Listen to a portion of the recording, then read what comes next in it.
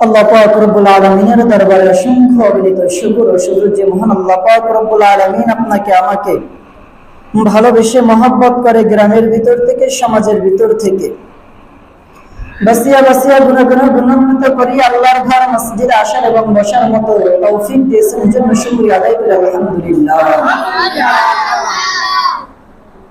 রবিউল আউয়াল মাসের আজ 30 তারিখ। তো রবিউল আউয়াল মাস আল্লাহ পাক রব্বুল আলামিন আপনাকে আমাকে 12টা মাস দিয়েছেন। 12টা মাসের ভিতরে দামি দামি মাস আছেন। আল্লাহ পাক রব্বুল আলামিনের কাছে গ্রহণযোগ্য মাস, তবে আল্লাহ পাক রব্বুল আলামিনের কাছে প্রত্যেকটা দিনই গ্রহণযোগ্য। শুধু পার্থক্য হলো আখ, যেমন আখের গোড়া যতটুকু মিষ্টি, আদা তার থেকে একটু কম। আল্লাহ পাক রব্বুল আলামিনের কাছে শুধু এইটুকু পার্থক্য। আল্লাহ পাক রব্বুল আলামিন নবী হযরতে মুহাম্মদ রাসূলুল্লাহ সাল্লাল্লাহু আলাইহি ওয়াসাল্লামের জন্ম মুবারক মাস, এই মাসে আমাদের কি করণীয়, কি বর্জনীয়, আমরা কি করব? আমরা হযরত মুহাম্মদ রাসূলুল্লাহ সাল্লাল্লাহু আলাইহি সাল্লাম শেষ নবীর উম্মত। আমাদের কি করণীয়, আমাদের জন্য হযরত মুহাম্মদ রাসূলুল্লাহ সাল্লাল্লাহু আলাইহি ওয়াসাল্লাম কি রেখে গেছেন, কি নিয়ে এসেছিলেন, কি রেখে গেছেন। উম্মত হিসেবে আপনার আমার উচিত নবী করিম সাল্লাল্লাহু আলাইহি সাল্লাম যা নিয়ে এসেছেন, যা রেখে গেছেন সেটা ধরা।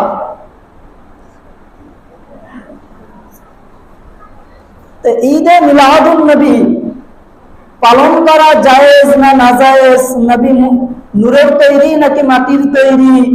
নবী সাল্লাল্লাহু আলাইহি সাল্লাম রোজা জ্যান্ত নাকি মরা? এ নিয়ে মাতামাতি করা, এ নিয়ে তামাশা করা মুসলমানের কাজ নয়। উম্মত হিসেবে আপনার আমার কাজ এটা না। নবী করিম সাল্লাল্লাহু আলাইহি ওয়াসাল্লাম যখন বিদায় নেন তখন কি রেখে গেছিলেন আমাদের ওইটা জানা উচিত। সকল মুসলমানের ওইটা জানা ফরজ যে কি রেখে গেছেন, কি নিয়ে এসেছিলেন, কি রেখে গেছেন, আমরা কি করব। নবী আলাইহিস সালাম কোন উম্মতকে বলে না এই উম্মত আমি মরার পরে বা আমি রওজায় যাওয়ার পরে বা আমার বিদায়ের পরে আমি জ্যান্ত আছি নাকি রওজায় মরা, আমি শুয়ে আছি নাকি বসে আছি, আমি ইবাদত করি কি না করি সেখানে বসা, এ নিয়ে তোমরা মাতামাতি করা বা তোমরা দ্বন্দ্ব ফাসাদ করে তোমাদের কাজ নয়। নবী আলাইহিস সালাম আপনার আমার জন্য কি রেখে গেছেন? কোরআন আর সুন্নাহ। কোরআন এবং সুন্নাহ, নবী করিম সাল্লাল্লাহু আলাইহি সাল্লামের সুন্নাত রেখে গেছেন। আপনার আমার উপরে আল্লাহ পাক রব্বুল আলামিন কোরআন শিক্ষা ফরজ করেছেন। কোরআন শিক্ষার ধারে কাছেও নাই। যেমন আল্লাহ পাক রব্বুল আলামিন 104 খানা কিতাব নাজিল করেছেন। 104 খানার ভিতরে 4 খানা এখনো জীবিত আছে। খ্রিস্টানদের কাছে যে কিতাব আছে সেই কিতাব কি উপকারে আসে? তাদের কাছে কিতাব আছে কি উপকারে আসে? তো মুসলমানের কাছে কোরআন আছে, এই কোরআন আপনার আমার কতটুকু উপকারে আসে, এইটা হলো মূল বিষয়। যে আপনার আমার কাছেও কোরআন আছে, খ্রিস্টানদের কাছেও কিতাব আছে, আসমানি কিতাব। আপনার আমার কাছেও আসমানি কিতাব আছে। আপনার আমার কাছে আসমানি কিতাব আছে, খ্রিস্টানদের কাছেও আসমানি কিতাব আছে। তাহলে খ্রিস্টানদের কাছে আসমানি কিতাব থাকা সত্ত্বেও তাদের কি উপকারে আসে আসমানি কিতাবে?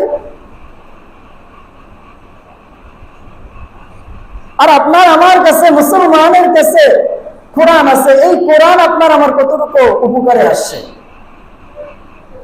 আপনার আমার জীবনে এই কোরআনের ছোঁয়া কতটুকু লাগাইছে?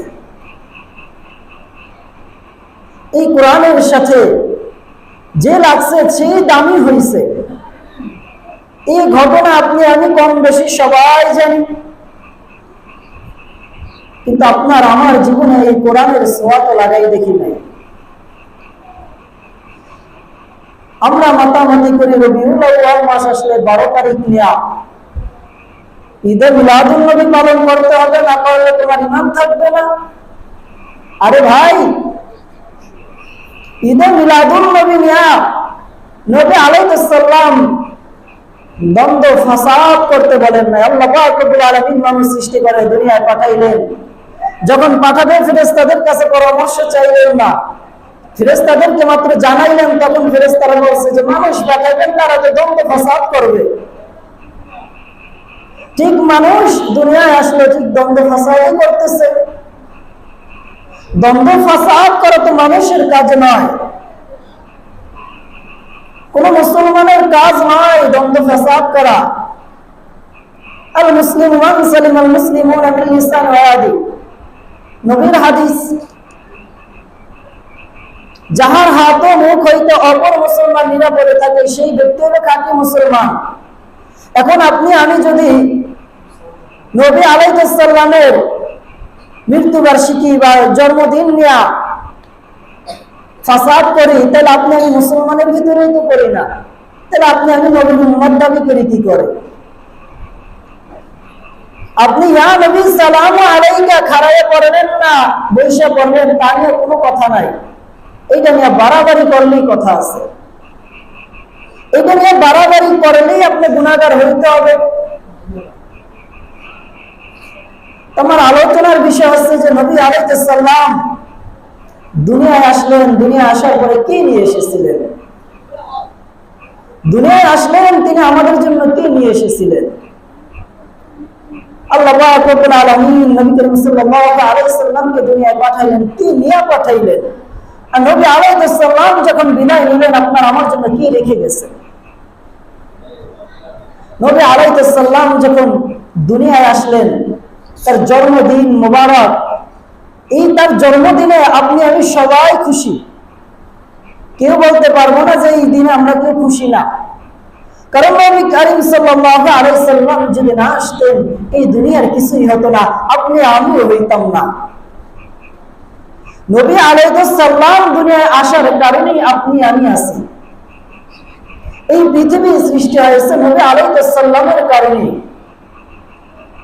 তো নবী আলাইহিস সালাম যখন দুনিয়ায় আসলেন, দুনিয়ায় আসার পরে নবী আলাইহিস সালাম সেই শিশুকাল থেকে 63 বছর জিন্দেগি পেয়েছেন। এই 63 বছর জিন্দেগিতে নবী আলাইহিস সালাম কি করেছেন? যদি উম্মতদেরকে প্রশ্ন করা হয়, উম্মত নবীর আশিকের দল, নবী আলাইহিস সালাম তো আসলেন, দুনিয়ায় আসলেন, আসার পরে তোমার জন্য কি এনেছেন? তুমি তার কতটুকু আমল করতেছো?